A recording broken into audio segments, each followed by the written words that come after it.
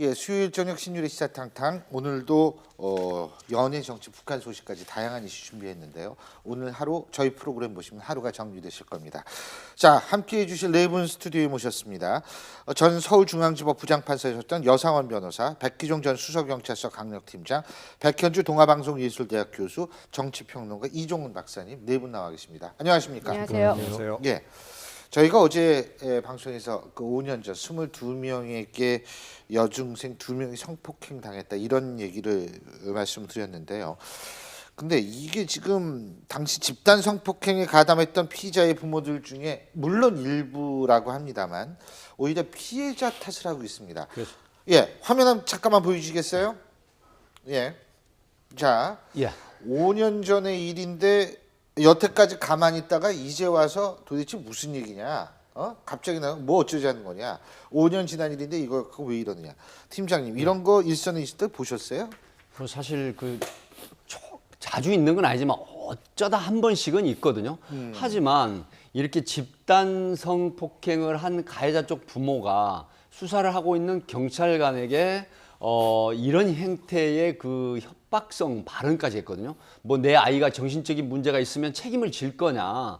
그리고 심지어 의사가 환자를 치료하는데 그때 스킨십, 소위 손길이 닿는 부분도 성추행으로 이렇게 볼 것이냐. 도대체 5년 지나서 지금에 와서 어쩌라는 거냐. 이런 행태의 항의를 거세게 한 부분이 지금 노출이 됐는데 사실 많은 시민들이나 국민들이 이 소식을 접하면서 경찰로서 수사를 했던 저는 얘기할 것도 없지만 너무 말씀대로 적반하장식의 이런 행위, 내 아들은 아무 잘못이 없다. 도대체 피해 여학생이 5년 지났는데 지금 그걸 끄집어내서 수사를 한다는 게 이게 가당키나 하냐. 이런 행태의 항의를 하는 게 알려지면서 많은 공분을 사고 있습니다. 아니 지금 이게 그러니까 이 사람이 지나가서 칠 수도 있고 만질 수도 있고 그러면 기분 나쁘다 얘기할 수는 있다. 이런 게 다 문제면 의사가 환자를 위로하려 팔을 쓰다듬는 것도 성추행이냐. 뭐 이런 얘기를 했다고 하는데 이 얘기를 하신 분은 성추행과 성폭행을 잘 구분을 못 하시는 것 아닌가 이런 생각도 들고요. 같은 행위를 해도 누가 같은 사람이 때려도 그걸 칼로 찢어도 의사가 치료 목적으로 하면 이거는 치료가 되는 거고요. 조폭이 하면 이거는 중상해가 되는 거 아닙니까? 그러니까 저는 이 부모들이 지금 어떤 맹목적인 자기 자식에 대한 신뢰, 우리 아들은 절대로 나쁜 짓을 할 리 없어. 여기서 출발하고요. 그다음 우리 지금 얼마 전에 섬마을 선생님에 대해서 했을 때 섬 주민들이 왜 그런 거 가지고 떠드는지 모르겠다 하는 주민 일부가 있어가지고 많은 지탄을 받았지 않습니까? 이게 의식 구조가 있죠. 이게 얼마나 큰 범행이고 이걸로 인해서 피해자가 얼마나 큰 상처를 받았는지에 대해서 무감각하고 오히려 그렇게 이런 행동을 유발한 피해자가 더 나쁘다. 지금 이런 식의 좀 옛날 아주 좀 미개할 때의 사고방식을 그대로 가지고 있거든요. 이거는 정말 무지의 소치다. 자기가 한 번이라도 이 피해자의 마음을 생각해 봤으면 피해자의 부모의 마음을 생각해서 이런 소리 못 할 건데요. 그게 사실이건 아니건 간에 피해자가 엄연히 있고 그다음 피해자가 자기 자식으로부터 피해를 당했다 생각하면 그러니까 어떤 남에 대한 배려도 없고 저는 좀 안타까운 심정입니다. 우리나라 가정교육의 현 주소인 것 같아서 저도 굉장히 안타깝고요. 물론 자식의 여러 가지 허물들에 대해서는 부모가 감싸는 게 맞긴 합니다. 그렇지만 중요한 거는 저희가 토론 같은 걸 할 때도요. 학교 내 폭력이라든지 군대 내 폭력에 대해서 얘기를 할 때도 내 자식만큼은 항상 가해자라고 생각을 안 합니다. 가능성은 1%도 두지 않아요. 그럼 누가 가해를 하는 거에 대해서 지적이 돼 있습니까? 지적이 돼 있지 않습니다. 항상 얘기를 할 때 이번의 경우도 마찬가지인 게요. 내 자식이 아니라 누군가 때문에 그러니까 얘 때문에 친구 때문에 내 자식이 이렇게 된 거다. 얘가 왜 혼이 나야 되냐. 이런 식으로 생각을 하고 있거든요. 근데 이렇게 중요한 거는 내 자식이 만약에 그런 피해를 입었다면 어땠을까. 일단 역지사지를 생각을 해야 되고 그리고 나서 모든 자식, 내 자식도 소중하고 남의 자식도 소중한 마음으로 접근을 해야 되지 않을까 싶습니다.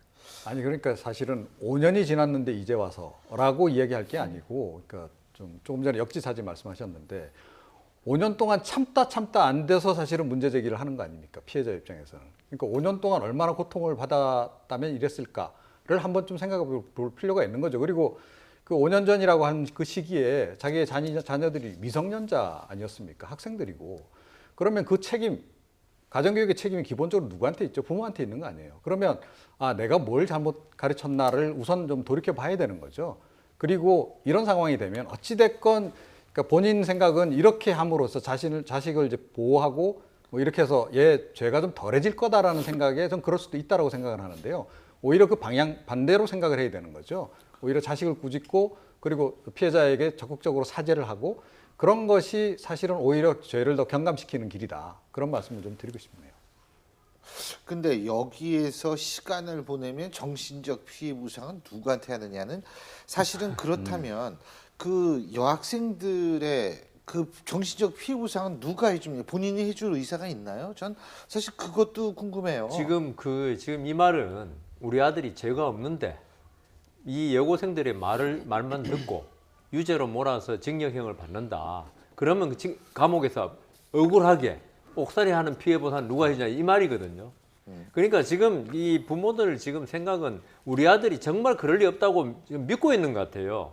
아니면은 이게 아까 우리 이 박사님 말씀대로 재판정에 만일 부모들이 이런 태도로 나오면요, 이게 지금 경찰 조사에도 다 적힐 가능성이 있거든요. 탄원서 내고 이러니까 엄청나게 오히려 아들한테 불리해질 것 같다 전혀 모르고 있는데요. 지금 말씀하신 대로 바로 그러면 피해자들의 이 정신적 고통은 누가 치료해 줄 것인가? 이 바로 이 아들들과 그 부모들이 지금 치료해야 되는데 보상해주고 지금 적반하장이 되고 있는 거죠. 근데요, 지금 뭐 이런 식으로 얘기하나 봐요. 경찰 조사 과정에 대해서도 아니 피해자 말만 듣고 수사하는 거냐? 증거 있냐? 네. 증거는 없을 거 아니에요, 근데 진짜. 뭐 사실 그 증거가 있죠. 왜냐하면 피의자들 22명 중에 대다수가 시인을 했거든요. 자기가 직접 그 성폭행을 한 사람 또 추행을 한 사람 이런 사람들이 대부분 시인을 했거든요. 예. 그리고 또 사실 피해자의 그 진술 지금 10대 그 중반의 피해자의 진술이 가장 큰 증거가 또 되기도 하거든요. 그럼에도 불구하고 예. 내 아들의 잘못된 왜곡된 사랑을 가지고 내 아들은 잘못이 없다는 식으로 이렇게 공격성 이런 항의를 한다는 부분은 정말 그 우리 백현주 교수 말씀하셨지만 정말 의식이 잘못됐기 때문에 결국은 아이들도 잘못된 행위를 하는 경우가 허다하거든요. 예. 이런 부분에서는 정말 그 부모들이 아마 반성을 해야 되지 않냐 하는 생각이 듭니다. 근데 이게 한 경찰관 분의 끈질긴 수사 덕분에 이것이 드러나게 된 거 아닙니까? 저희가 진짜 시간만 그분이 되신다면 저희가 한번 그분 모시고 싶어요. 아니 이런 훌륭한 경찰관이 있는 한 정말 우리나라 경찰 우리가 그래도 나름대로 믿고 살 수 있다는 생각이 들어요. 한 3년을 계속 추적 수사한 것 같은데요. 2012년 8월 달에 그 도봉서 형사과에 근무했던 그 김장수 경이라고요. 이제 이 사람이 다른 사건을 조사하는 중에 한 피의자로부터 2011년 9월 달에 이런 집단 성폭행 사건을 이제 인지를 하게 됩니다. 그래서 그 피해 여학생들을 찾아가게 됩니다. 그런데 그때 이 여학생들은 굉장한 트라우마, 어떤 심리적 불안, 학업도 중단하고 말할 수 없는 고통을 당하고 있는 시점이었고요.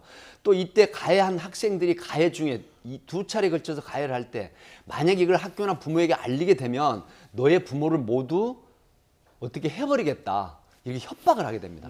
나이 어린 이 학생들은 그 말을 사실로 인식을 하고 아무한테도 얘기를 못했던 거예요. 그래서 이 경찰관 김장수 경위가 김장수 형사가 찾아가서 피해 진술을 요청을 했지만 그 상황이 도저히 안 된 겁니다. 그래서 다른 서로 이제 전출을 갔다가 다시 돌아옵니다. 도봉서로 돌아온 이유는 내가 여청범죄 수사팀에 가서 그때 그 말할 수 없는 고통을 당한 여학생들의 피해를 한을 풀어줘야 되겠다. 그래서 또 그 가해한 그 학생들을 처벌해야 되겠다.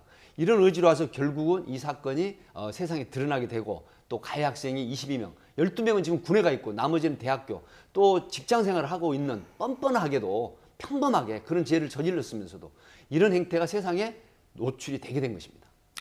역지사지가 안 되는 것도 사실은 어느 정도 수준이죠. 이거는 도저히 이해가 되지 않을 뿐만 아니라 이게 사실 일반 국민의 입장에서 볼 때 한번 딸을 키우는 부모의 입장에서 생각해 볼 때 이거는 굉장히 분노에 휩싸일 수밖에 없는 발언입니다. 그런 와중에서도 그래도 김장수 경위라는 분과 같은 훌륭한 경찰관이 있어서 제가 볼 때는 그나마 우리에게 위로가 되지 않을까라는 생각이 듭니다.